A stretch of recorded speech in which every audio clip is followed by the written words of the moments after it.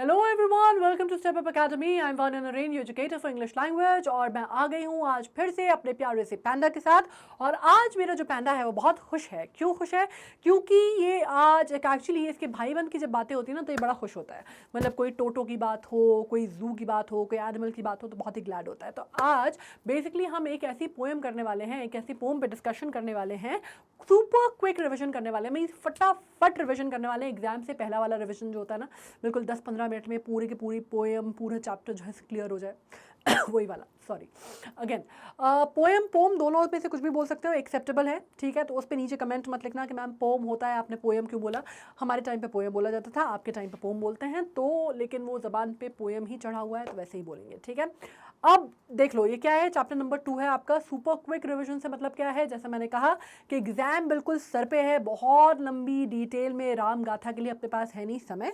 तो अपन क्या करने वाले हैं, अपन जल्दी जल्दी से फटाफट पढ़ेंगे पोएम को, थीम को और पोएट के बारे में पढ़ लेंगे थोड़ा बहुत, ताकि हमें थोड़ा सा समझ में आ जाए कि एक्चुअली क्या बोलना चाह रहा है पोएम में पोएट। ठीक है, पोएट एक्चुअली कई बार मुझे ऐसा लगता है कि उनके बारे में समझना इंपॉर्टेंट होता है, क्योंकि कोई आदमी जो चीज़ लिख रहा है ना, उसकी साइकी कहीं ना कहीं रिफ्लेक्ट होती है उसके वर्क में। ये बहुत इंपॉर्टेंट है। मतलब वो चीज़ प्रोज में उतनी नहीं होती, चैप्टर्स में नहीं होती, लेकिन पोएम में अक्सर ये चीज़ होती है। So it is very important to understand. बहुत डिटेल में नहीं जाना है, थोड़ा बहुत ही, बाकी तो अपन थीम और समरी पे ही फोकस करने वाले हैं। Alright, so let's begin. नाम क्या है भाई? नाम है द टाइगर इन द जू पोएम का। अब इनके बारे में मैं एक और बात बताऊं आपको। ये जो पोएम है ये आप देख पा रहे हैं 4-4 उसमें है। ठीक है, मतलब ये क्या बोलेंगे आप इसको, एक स्टैंजा है, 5 स्टैंजा में पोएम है, उस पर 4-4 लाइन्स हैं। नाम किसके है? Leslie Norris, George Leslie Norris poet हैं। और इनके बारे में एक और मज़ेदार बात बताती हूँ मैं।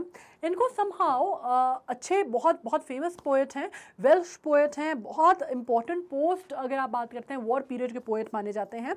और इनकी राइटिंग में एक मज़ेदार सी बात यह है कि इन्होंने काफ़ी सारी जगहों पे पढ़ाया भी है। लाइक ये प्रोफेसर भी रहे, बहुत सारी जगह पे इन्होंने पढ़ाया है, कुछ ब्रिटेन में, अमेरिका में, सब जगह पे। पर इनको ना जानवरों से कुछ ज़्यादा प्यार है। जैसे इसमें उन्होंने जो बात की है वो टाइगर की है। एक इनकी बहुत फेमस वर्क है जो कि है शेपर्ड्स डॉग करके इनकी एक राइटिंग है। एक कैमल्स किंग करके इनकी एक पोएम है। तो इनके जो वर्क हैं आपको देखेंगे, अगर जो इनके फेमस वर्क हैं उसमें आपको कहीं ना कहीं जानवरों का रेफरेंस मिल जाता है। So this is a very interesting take on him. Now let's come to the poem. देखो, okay, alright, here he stalks in his vivid stripes the few steps of his cage, on pads of velvet quiet, in his quiet rage. He stalks in his vivid stripes. Vivid stripes मतलब क्या? शेर की बात हो रही है भाई साहब, तो शेर के ऊपर जो स्ट्राइप्स होती है उनकी बात की जा रही है। ठीक है, the few steps of his cage, on pads of velvet quiet, in his quiet rage. अब यहाँ पे पेन है, पन आ रहा है। ठीक है, पन मतलब एक वर्ड जिसके अलग अलग एक्सप्लेनेशन है या अलग अलग मतलब है। ठीक है, दोनों चीज़ें आ रही हैं समझ में। अब क्या हो रहा है? Velvet quiet in his quiet rage. अब यहाँ पे क्या बात हो रही है? यहाँ पे बात हो रही है कि विविड स्ट्राइप्स में जो शेर है वो घूम रहा है। कहाँ पर है? अपने केज में है, केज में बंद शेर है। पैड और वेलवेट क्वाइट मतलब जो उसके पॉज है ना, नीचे मखमल जैसे पॉज होते हैं शेर के, उनकी बात हो रही है। इन हिज क्वाइट रेज मतलब शेर है तो ऑब्वियसली फेरोसिटी और गुस्सा और रेज तो उसमें होगा ही। Alright, he should be lurking in shadow, sliding through long grass, near the water hole where plump deer pass. अब ये आप कह सकते हैं दो कॉन्ट्रास्ट ड्रॉ किए गए हैं कि अभी जो हमारा शेर है वो केज में बंद है, जबकि उसको कहाँ होना चाहिए? उसको बीहड़ में होना चाहिए, जंगल में होना चाहिए, आज़ाद होना चाहिए, जहाँ पे वो आपको जंगल का राजा वाली जो फील है उसकी वो आए।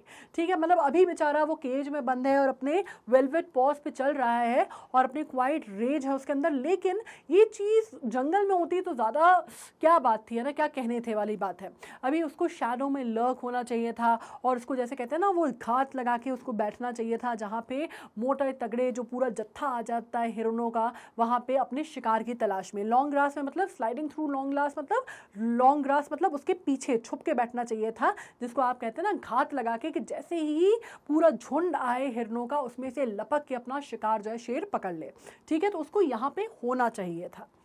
इसके अलावा He should be snarling around houses at the jungle's edge, baring his white fangs as claws, terrorizing the village. और कहाँ होना चाहिए था उसको होना चाहिए था, या फिर उसको होना चाहिए था कि जो आउटस्कर्ट्स में, जंगल के बाहरी क्षेत्रों में जो गांव देहात बसते हैं, वहाँ पे उनको घूमना चाहिए था उसको, और वहाँ पे उसको अपने बड़े बड़े फैंग्स, जो बड़े बड़े उसके टीथ होते हैं शेर के, वो उसको दिखाने चाहिए, अपने क्लॉज उसको दिखाने चाहिए, और वहाँ पे उसको घूमना चाहिए, वहाँ पे उसको रैम्पेज पे जाना चाहिए, और पूरे जो गाँव वाले देहात वाले हैं वो सारे उसके नाम से थर थर काँपने वाला हिसाब होना चाहिए था या तो, ठीक है।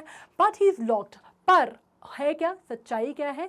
सच्चाई ये है कि वो कंक्रीट सेल में लॉक्ड है, जहाँ पे उसकी पूरी ताकत, पूरा प्रोवस, पूरी फेरोसिटी जो है वो इसमें बार में, जो आप कह सकते हैं ना केज में, जो जंजीरों में जकड़ी हुई है, वो अपनी फेरोसिटी, अपना रेज, अपना पावर असली जो दिखा सकता है, या जो उसके अंदर है, जिसके लिए वो जाना जाता है, सब कुछ यहाँ पे बर्बाद हो रहा है। कोई भी चीज़ वो अपनी दिखा नहीं पा रहा। Stalking the length of his cage, ignoring visitors. मतलब क्या कि वो बेचारा केज में है तो इधर से उधर वो बस घूम रहा है, स्टॉक कर रहा है अपने केज के अंदर ही अंदर, और कोई इंटरेस्टेड नहीं है। वो इतना ज़्यादा, उसका दिल जो है वो ख़राब है कि वो विजिटर्स आ रहे हैं, देख रहे हैं, उसको देख के जा रहे हैं, उसको कोई इंटरेस्ट नहीं है ना। वो सीधे सीधे उनको इग्नोर कर रहा है, जिसको बोलते हैं ना रॉयल इग्नोर मार रहा है वो।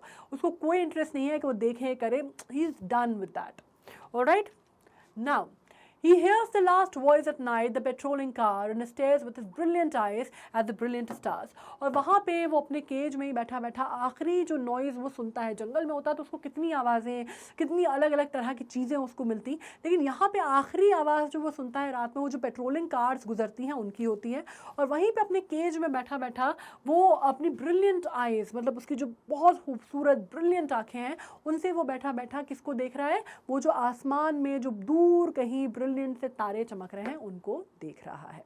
ठीक है, तो लेस्ली नॉरिस की ये एक बहुत ही, जिसको आप कह सकते हैं बहुत मूविंग पोएट्री है, जिसमें एक टाइगर का डिपिक्शन दिया गया है और कॉन्ट्रास्ट ड्रॉ किया गया है जब वो कैप्टिविटी में है और अगर वो वाइल्ड में होता तो कैसा होता।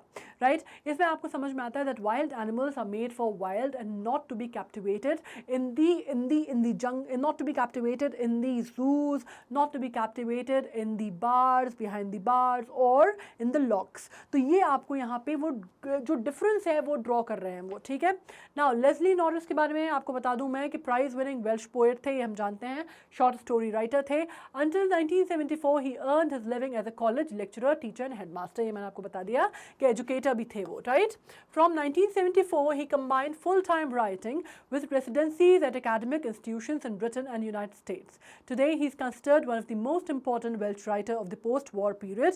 We have already discussed this. His collection of stories, including collected poems, have won many prizes. Among them are Cholo-Manle Poetry, the David Hingham Memorial Prize, the Catherine Mansfield Memorial Award, the AML Award, the AML Award for Poetry, and the Welsh Art Council Senior Fiction Award. बहुत ज़्यादा इसमें नहीं जाना है, बहुत ज़्यादा detail में नहीं जाना है, मोटे तौर पे आपको पता होना चाहिए। अगर आपसे पूछे कि कोई कौन थे वो लेस्ली नॉरिस कौन थे, तो आपको पता होना चाहिए।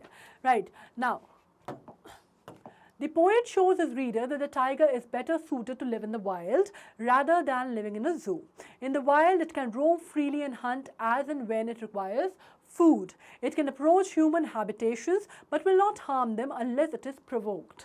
ठीक है, on the other hand, in the zoo, its radius of movement is very small. Radius मतलब जो उसका एरिया है मूवमेंट का, जहाँ पे वो स्टॉक कर सकता है, वो इतना छोटा है कि बेचारा वो टहल ही नहीं पाता पूरा घुल के। ठीक है, now it feels like a prisoner in a jail cell.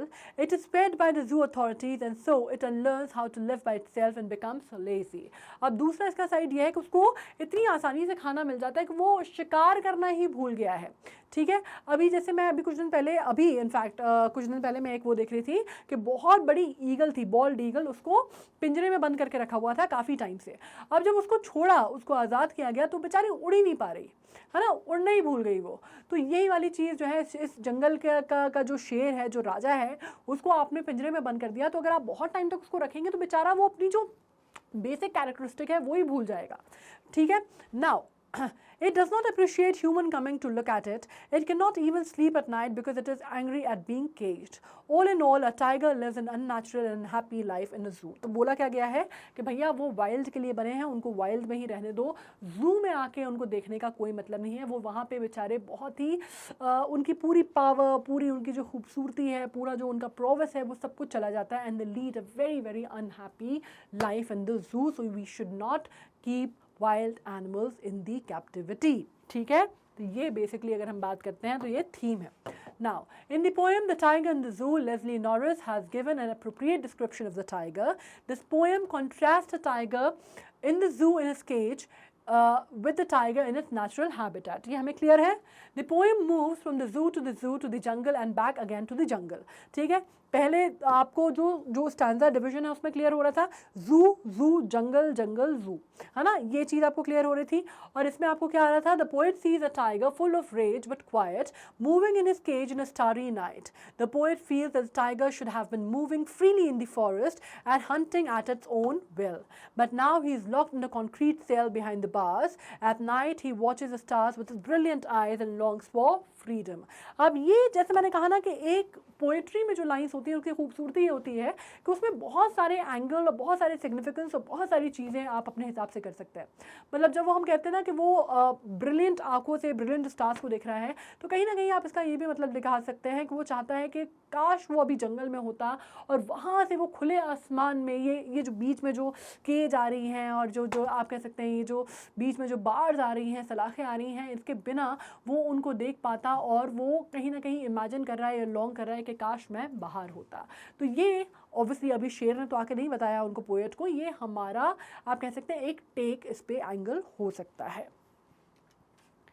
Now in the poem, the poet shows how proud the tiger is, and as a consequence, when it should never be caged in zoo premises. In the wild, the tiger hunts its own food and alone and without any help from others of its kind. This stealthily hunting of deer at the water hole may seem cruel, but help from others of its kind. ठीक है, but अगर आप कहते हैं मे seems cruel, लेकिन आपको ये भी समझ में आता है, ये रिपीट हो गया, इसको हम काट देते हैं. The stealthily hunting of deer at the water hole may seems cruel but it is merely a survival strategy. मतलब क्या बात हो रही है कि एक सिंपल सी चीज़ हो रही है कि भाई आपको हमको ये लग सकता है कि भाई उसने जाके जब वहाँ पे पानी के जहाँ पे पानी वाटर होल कहाँ क्यों बोलते हैं, क्योंकि जाहिर सी बात है कि जब जत्था आता है, झुंड आता है हिरनों का, तो कहाँ आता है, पानी पीने ही आता है, तो इस वजह से वाटर होल की बात की गई है. तो आपको हमको सुन के लग सकता है कि यार कितना क्रूअल है ना, लेकिन ऑब्वियसली शिकार नहीं करेगा. अगर शेर शिकार नहीं करेगा तो खाएगा क्या, राइट? तो वो उसकी एक स्ट्रैटेजी है, वो उसकी लाइफ साइकिल के लिए इंपॉर्टेंट है.